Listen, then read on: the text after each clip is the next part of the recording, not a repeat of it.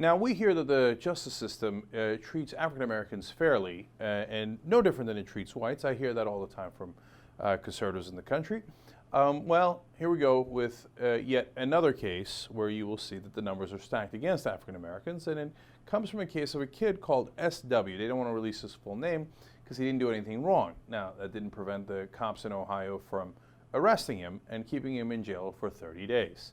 Now, this was in Hamilton County in Ohio, and it goes to a larger point. First of all, Pamela Matthews is his legal guardian, and when she was told that he was pulled out of history class and arrested, she laughed because she thought, well, that's obviously not true. This is some sort of joke.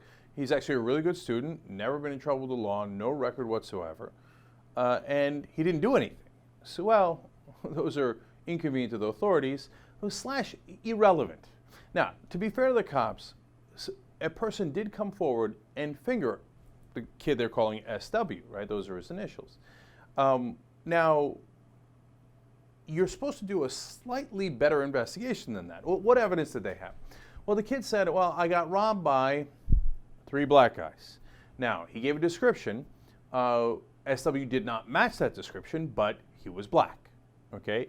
And the kid, now again, to be fair to the cops, pointed to a picture on Facebook of SW doing a very dangerous sign in a picture. You know, African Americans, you're not supposed to point your fingers at all in any signs, okay, in any pictures, because that will be held as legal evidence against you. Isn't that amazing?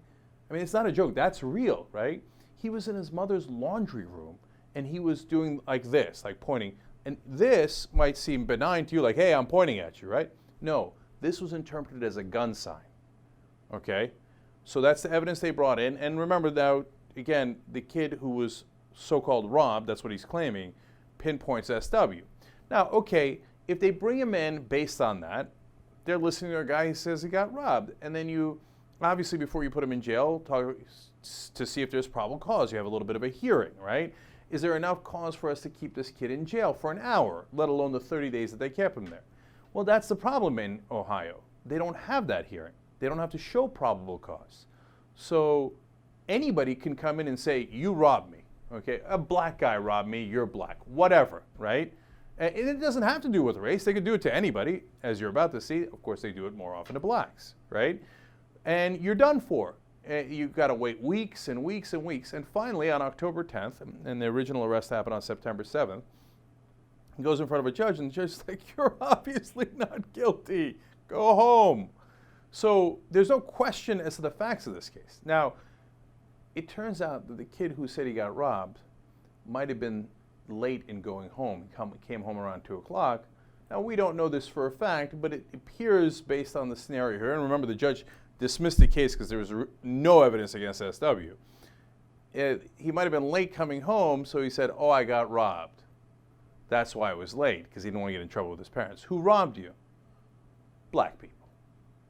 Which black people? I don't know. Here's a kid on Facebook doing a gun sign. Him. Okay? And he didn't match the description that the kid had given earlier. Who cares he doesn't match the description? You see how dangerous he is with his finger pointing.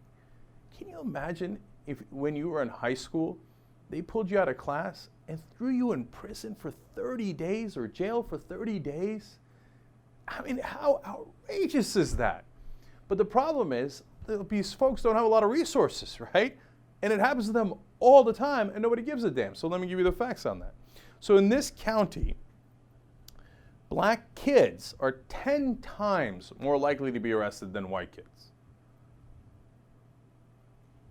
Anybody in their right mind going to make an argument that's a coincidence? Or do they just not care as much when it's a black kid? Is it assumed, well, I mean, he's black, of course, you know, so let's arrest him. When it's a white kid, oh, ooh, we might get in trouble. You know, I mean, there's so many different factors. It's not as simple as the cops are like demonic racists and they hate all black people. No. It's an assumption they make, right? Or if it's a white kid, maybe we'll get in trouble. Maybe his dad's somebody that's going to get really mad if we just arrest him on very little evidence to no evidence, right? Maybe we should double check. With blacks, no double check. Arrested at 10 times the rate, and these are not hardened criminals or in most cases even criminals. They're kids, okay, pulled out of classes, etc. And once they're in prison, they're put in secure detention at twice the rate that whites are. So all the people who are already in prison. It's not like they're pulling out of a general population. No, blacks got to be put away and treated more severely, even within the people who are already in jail. So that's just in Hamilton County, but my experience, unfortunately, is all across the country.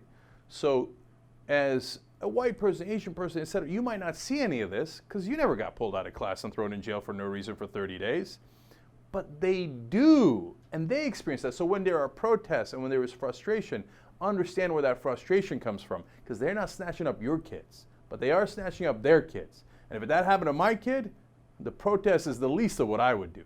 How livid would you be?